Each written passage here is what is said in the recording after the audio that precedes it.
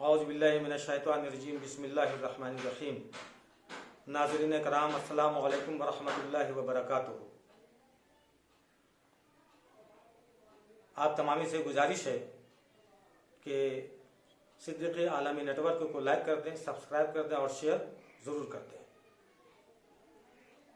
وقت کو ضائع کیے بغیر موضوع پر آتے ہیں۔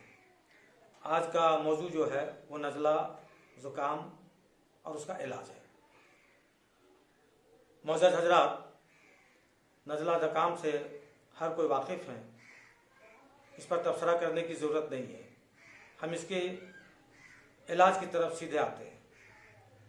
جب کسی کو نزلہ زکام ہو جائے تو وہ بلا تامل، بلا تاخیر اور بغیر کسی ہچکچاہٹ کے آیوش جو شاندہ اس کا استعمال کرے۔ انشاءاللہ تعالی خاطر خواہ فائدہ ہوگا اور ممکن ہے کہ اللہ رب العزت اس مرض سے نجات بخشے۔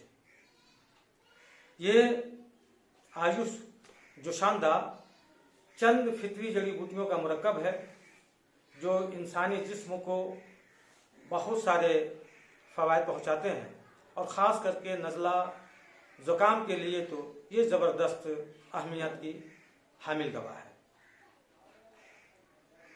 اس دوا کا استعمال آپ اس طرح سے کر سکتے ہیں۔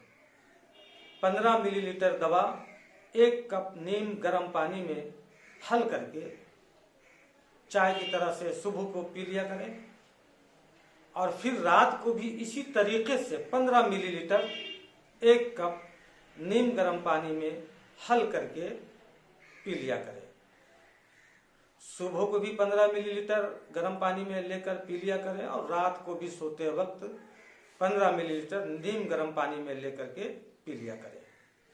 ساتھ ساتھ 2 اور ادویات ایسے ہیں جن کا استعمال بھی اس مرض میں بہت ضروری ہے۔ پہلا لعوق، شپستہ، خیار، شمبری، اسے بھی آپ 10 گرام صبح کو لے لیا کریں اور رات کو بھی 10 گرام لے لیا کریں۔ دوسری جو دوا ہے لعوق بادام، اسے بھی آپ 10 گرام صبح کو لے لیا کریں اور 10 گرام رات کو لے لیا کریں۔ ان تینوں ادویات کو آپ تسلسل سے مرض کے خاتمے تک چلاتے رہیں، استعمال کرتے رہیں، تو انشاءاللہ تعالی آپ کا نزلہ اور زکام جو ہے وہ بنیادی طور پر چلا جائے گا، آپ کو راحت ملے گی، آپ کو نجات ملے گی انشاءاللہ تعالی۔ شک و شبہ کی گنجائش نہیں ہے۔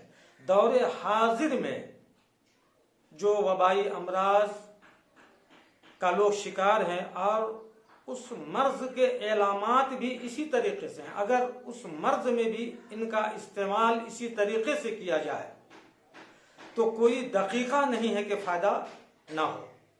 انشاءاللہ تعالی فائدے ہوں گے اور آپ کو ان امراض سے چھٹکارا بھی نصیب ہوگا۔